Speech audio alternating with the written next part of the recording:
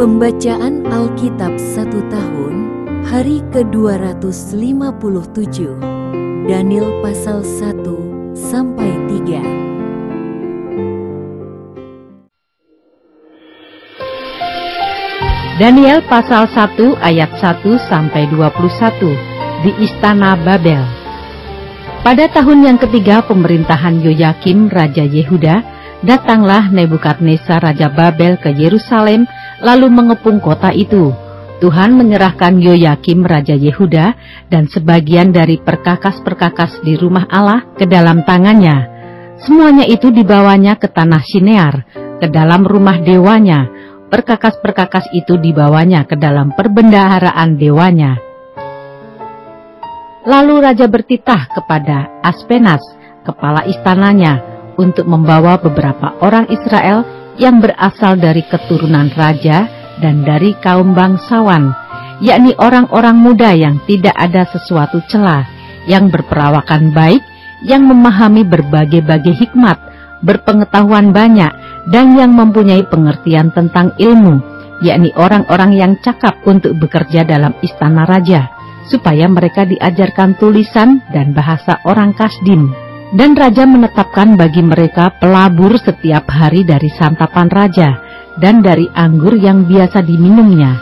Mereka harus dididik selama 3 tahun, dan sesudah itu mereka harus bekerja pada raja. Di antara mereka itu ada juga beberapa orang Yehuda, yakni Daniel, Hananya, Misael, dan Asaria. Pemimpin pegawai istana itu memberi nama lain kepada mereka. Daniel dinamainya Belsasar, Hananya dinamainya Sadrah, Misael dinamainya Mesah, dan Asaria dinamainya Abednego.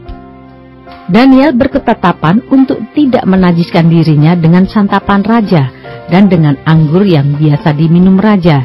Dimintanyalah kepada pemimpin pegawai istana itu supaya ia tak usah menajiskan dirinya. Maka Allah mengaruniakan kepada Daniel kasih dan sayang dari pemimpin pegawai istana itu. Tetapi berkatalah pemimpin pegawai istana itu kepada Daniel, "Aku takut kalau tuanku raja yang telah menetapkan makanan dan minumanmu berpendapat bahwa kamu kelihatan kurang sehat daripada orang-orang muda lain yang sebaya dengan kamu, sehingga karena kamu aku dianggap bersalah oleh raja." Kemudian berkatalah Daniel kepada penjenang yang telah diangkat oleh pemimpin pegawai istana untuk mengawasi Daniel, Hananya, Misael, dan Asaria, "Adakanlah percobaan dengan hamba-hambamu ini selama 10 hari, dan biarlah kami diberikan sayur untuk dimakan dan air untuk diminum. Sesudah itu, bandingkanlah perawakan kami dengan perawakan orang-orang muda yang makan dari santapan raja. Kemudian perlakukanlah hamba-hambamu ini sesuai dengan pendapatmu." Didengarkannya lah permintaan mereka itu. Lalu diadakanlah percobaan dengan mereka selama 10 hari.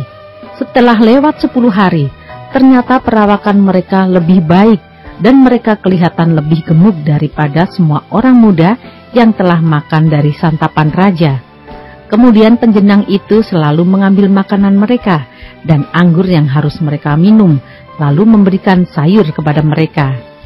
Kepada keempat orang muda itu Allah memberikan pengetahuan dan kepandaian tentang berbagai-bagai tulisan dan hikmat. Sedang Daniel juga mempunyai pengertian tentang berbagai-bagai penglihatan dan mimpi. Setelah lewat waktu yang ditetapkan raja bahwa mereka sekalian harus dibawa menghadap, maka dibawalah mereka oleh pemimpin pegawai istana itu ke hadapan Nebukadnezar. Raja bercakap-cakap dengan mereka, dan di antara mereka sekalian itu tidak didapati yang setara dengan Daniel, Hananya, Misael, dan Asaria. Maka bekerjalah mereka itu pada raja.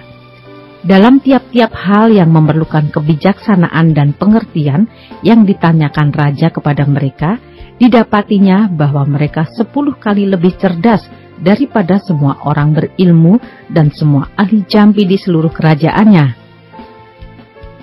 Daniel ada di sana sampai tahun pertama pemerintahan Kores.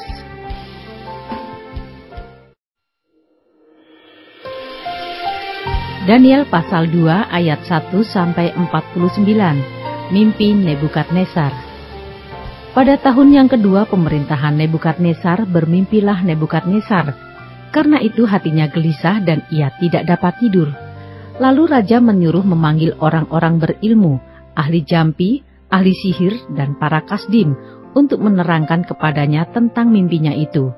Maka datanglah mereka dan berdiri di hadapan raja.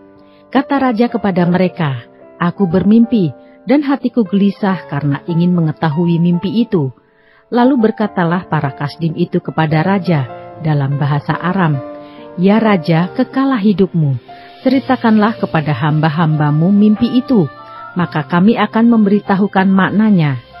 Tetapi raja menjawab para kasdim itu, "Aku telah mengambil keputusan, yakni jika kamu tidak memberitahukan kepadaku mimpi itu dengan maknanya, maka kamu akan dipenggal-penggal dan rumah-rumahmu akan dirobohkan menjadi timbunan puing.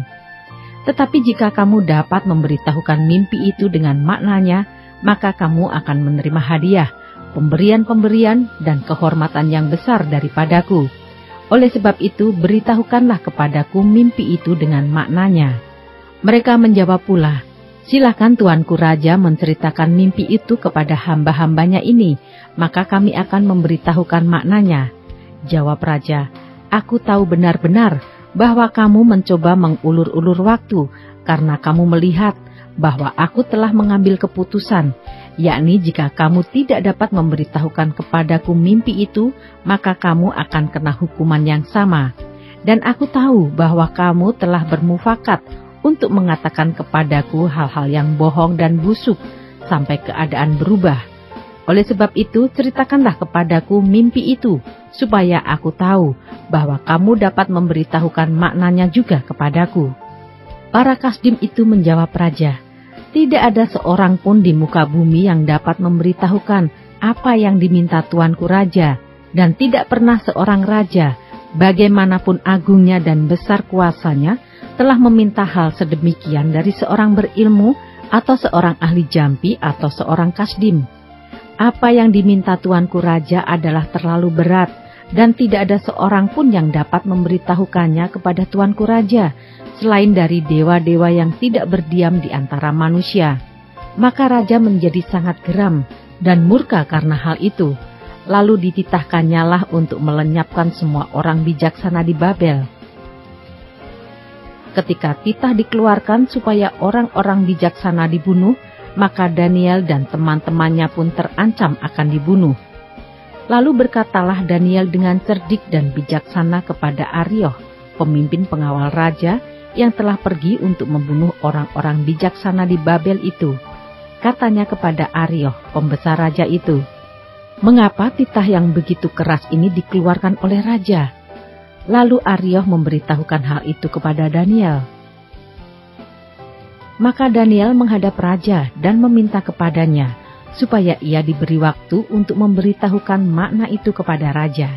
Kemudian pulanglah Daniel dan memberitahukan hal itu kepada Hananya, Misael, dan Asaria teman-temannya, dengan maksud supaya mereka memohon kasih sayang kepada Allah semesta langit mengenai rahasia itu, supaya Daniel dan teman-temannya jangan dilenyapkan bersama-sama orang-orang bijaksana yang lain di Babel. Maka rahasia itu disingkapkan kepada Daniel dalam suatu penglihatan malam. Lalu Daniel memuji Allah semesta langit. Berkatalah Daniel, "Terpujilah nama Allah dari selama-lamanya sampai selama-lamanya, sebab daripada Dialah hikmat dan kekuatan. Dia mengubah saat dan waktu. Dia memecat raja dan mengangkat raja. Dia memberi hikmat kepada orang bijaksana dan pengetahuan kepada orang yang berpengertian. Dialah yang menyingkapkan hal-hal yang tidak terduga dan yang tersembunyi. Dia tahu apa yang ada di dalam gelap dan terang ada padanya. Ya Allah nenek moyangku, kupuji dan kumuliakan Engkau, sebab Engkau mengaruniakan kepadaku hikmat dan kekuatan, dan telah memberitahukan kepadaku sekarang apa yang kami mohon kepadamu. Engkau telah memberitahukan kepada kami hal yang dipersoalkan raja." Sebab itu pergilah Daniel kepada Arioh yang telah ditugaskan raja untuk melenyapkan orang-orang bijaksana di Babel. Maka pergilah ia, serta berkata kepadanya, demikian, orang-orang bijaksana di Babel itu jangan kau lenyapkan. Bawalah aku menghadap raja, maka aku akan memberitahukan kepada raja makna itu. Arioh segera membawa Daniel menghadap raja, serta berkata kepada raja demikian, aku telah mendapat seorang dari antara orang-orang buangan dari Yehuda yang dapat memberitahukan makna itu kepada raja. Bertanyalah raja kepada Daniel yang namanya Beltsasar, sanggupkah engkau memberitahukan kepadaku mimpi yang telah kulihat itu dengan maknanya juga? Daniel menjawab katanya kepada raja, rahasia yang ditanyakan tuanku raja tidaklah dapat diberitahukan kepada raja oleh orang bijaksana, ahli jampi, orang berilmu, atau ahli nujum. Tetapi di surga ada Allah yang menyingkapkan rahasia-rahasia. Ia telah memberitahukan kepada tuanku Raja Nebukadnezar apa yang akan terjadi pada hari-hari yang akan datang. Mimpi dan penglihatan-penglihatan yang tuanku lihat di tempat tidur ialah ini. Sedang tuanku ada di tempat tidur, ya tuanku Raja, timbul pada tuanku pikiran-pikiran tentang apa yang akan terjadi di kemudian hari. Dan dia yang menyingkapkan rahasia-rahasia telah memberitahukan kepada tuanku apa yang akan terjadi. Adapun aku, kepadaku telah disingkapkan rahasia itu, bukan karena hikmat yang mungkin ada padaku melebihi hikmat semua orang yang hidup, tetapi supaya maknanya diberitahukan kepada tuanku raja, dan supaya tuanku mengenal pikiran-pikiran tuanku. Ya raja, tuanku melihat suatu penglihatan, yakni sebuah patung yang amat besar. Patung ini tinggi, berkilau-kilauan luar biasa, tegak di hadapan tuanku, dan tampak mendahsyatkan. Adapun patung itu kepalanya dari emas tua, dada dan lengannya dari perak, perut dan pinggangnya dari tembaga, sedang pahanya dari besi dengan kakinya sebagian dari besi dan sebagian lagi dari tanah liat. Sementara tuanku melihatnya, terungkit lepas sebuah batu tanpa perbuatan tangan manusia, lalu menimpa patung itu, tepat pada kakinya yang dari besi dan tanah liat itu, sehingga remuk. Maka dengan sekaligus diremukkannya lah juga besi, tanah liat, tembaga, perak dan emas itu, dan semuanya menjadi seperti sekam di tempat pengirikan pada musim panas. Lalu angin menghembuskannya, sehingga tidak ada bekas-bekasnya yang ditemukan. Tetapi batu yang menimpa patung itu menjadi gunung besar yang memenuhi seluruh bumi. Itulah mimpi tuanku, dan sekarang maknanya akan kami katakan kepada tuanku raja. Ya tuanku raja, raja segala raja, yang kepadanya oleh Allah semesta langit telah diberikan kerajaan, kekuasaan, kekuatan, dan kemuliaan, dan yang ke dalam tangannya telah diserahkannya anak-anak manusia, dimanapun mereka berada, binatang-binatang di padang dan burung-burung di udara, dan yang dibuatnya menjadi kuasa atas semuanya itu. Tuankulah kepala yang dari emas itu. Tetapi sesudah tuanku akan muncul suatu kerajaan lain yang kurang besar dari kerajaan tuanku.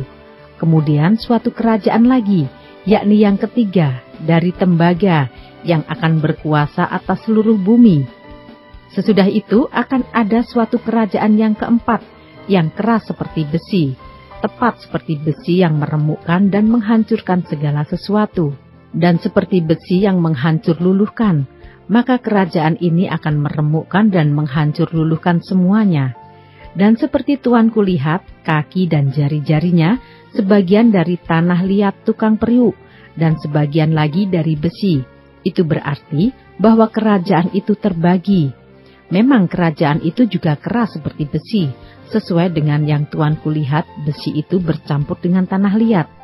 Tetapi sebagaimana jari-jari kaki itu, sebagian dari besi dan sebagian lagi dari tanah liat, demikianlah kerajaan itu akan menjadi keras sebagian dan rapuh sebagian.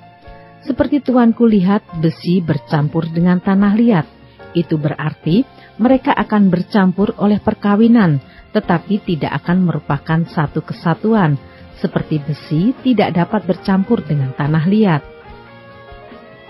Tetapi pada zaman raja-raja, Allah semesta langit akan mendirikan suatu kerajaan yang tidak akan binasa sampai selama-lamanya, dan kekuasaan tidak akan beralih lagi kepada bangsa lain. Kerajaan itu akan meremukkan segala kerajaan dan menghabisinya, tetapi kerajaan itu sendiri akan tetap untuk selama-lamanya. Tepat seperti yang Tuanku lihat, bahwa tanpa perbuatan tangan manusia, sebuah batu terungkit lepas dari gunung dan meremukkan besi, tembaga, tanah liat, perak dan emas itu. Allah yang Maha Besar telah memberitahukan kepada Tuanku Raja apa yang akan terjadi di kemudian hari. Mimpi itu adalah benar dan maknanya dapat dipercayai. Lalu sujudlah Raja Nebukadnezar serta menyembah Daniel. Juga dititahkannya mempersembahkan korban dan bau-bauan kepadanya. Berkatalah Raja kepada Daniel, "Sesungguhnya lah Allahmu itu Allah yang mengatasi segala Allah, dan yang berkuasa atas segala raja, dan yang menyingkapkan rahasia-rahasia, sebab engkau telah dapat menyingkapkan rahasia itu." Lalu Raja memuliakan Daniel, dianugerahinya lah dengan banyak pemberian yang besar, dan dibuatnya dia menjadi penguasa atas seluruh wilayah Babel, dan menjadi kepala semua orang bijaksana di Babel. Atas permintaan Daniel, Raja menyerahkan pemerintahan wilayah Babel itu kepada Sadrah, Mesah, dan Abednego, sedang Daniel sendiri tinggal di istana Raja.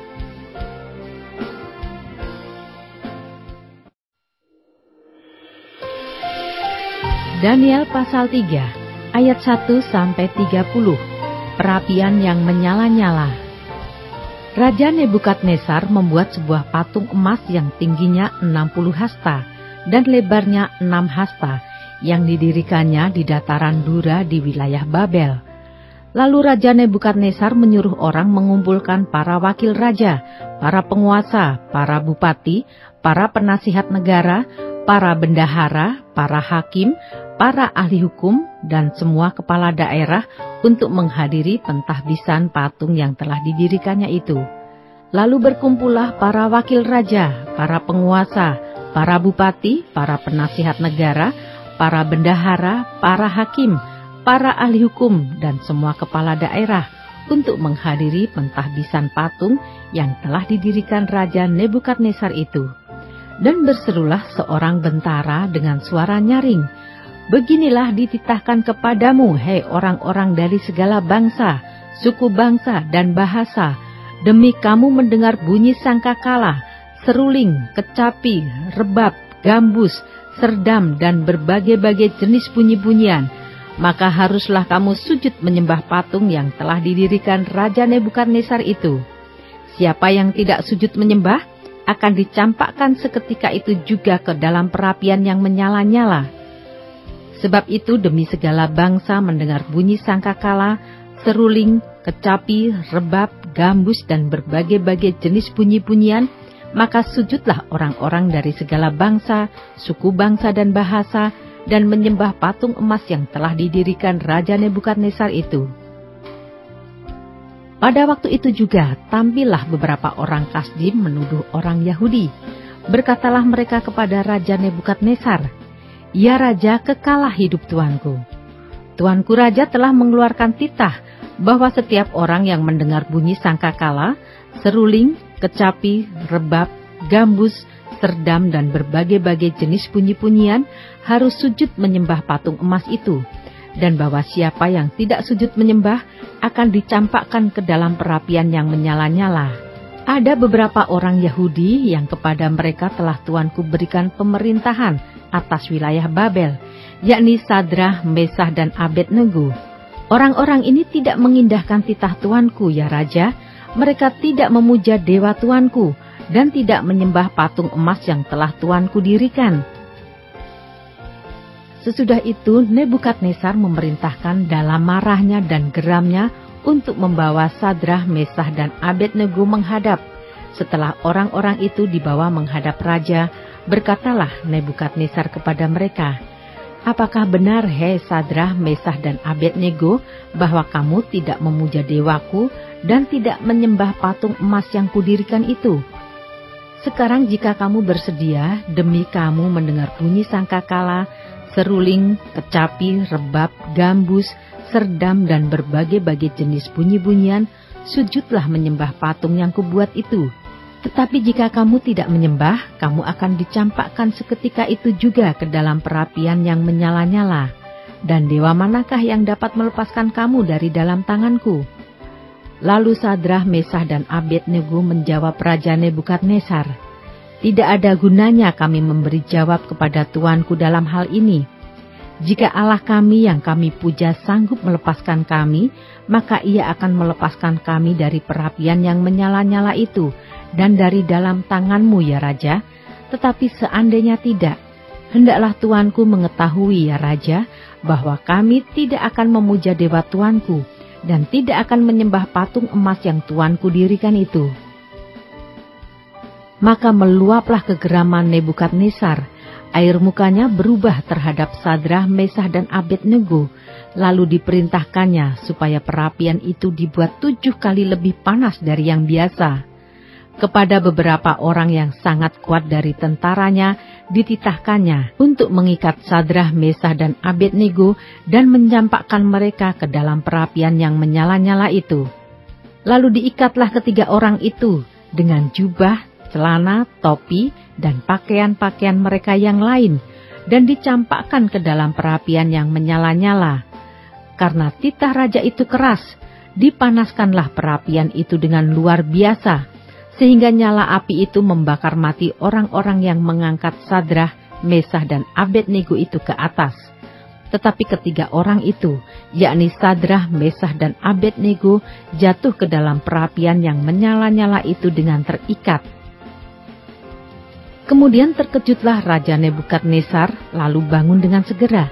Berkatalah ia kepada para menterinya, "Bukankah 3 orang yang telah kita campakkan dengan terikat ke dalam api itu?" Jawab mereka kepada raja, "Benar ya Raja."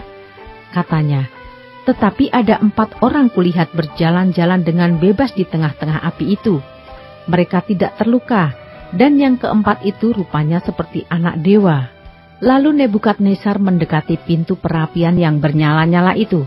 Berkatalah ia, "Sadrah, Mesah, dan Abednego, hamba-hamba Allah yang maha tinggi, keluarlah dan datanglah kemari." Lalu keluarlah Sadrah, Mesah, dan Abednego dari api itu.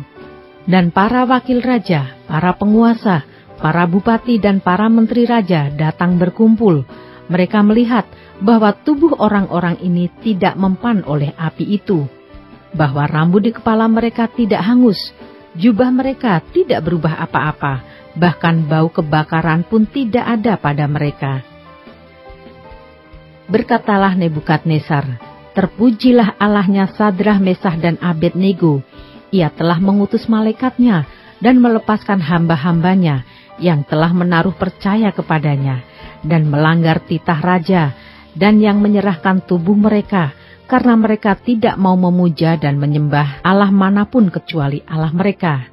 Sebab itu aku mengeluarkan perintah bahwa setiap orang dari bangsa, suku bangsa, atau bahasa manapun ia yang mengucapkan penghinaan terhadap Allahnya Sadrah, Mesah, dan Abednego akan dipenggal-penggal dan rumahnya akan dirobohkan menjadi timbunan puing, karena tidak ada Allah lain yang dapat melepaskan secara demikian itu." Lalu raja memberikan kedudukan tinggi kepada Sadrah, Mesah, dan Abednego di wilayah Babel.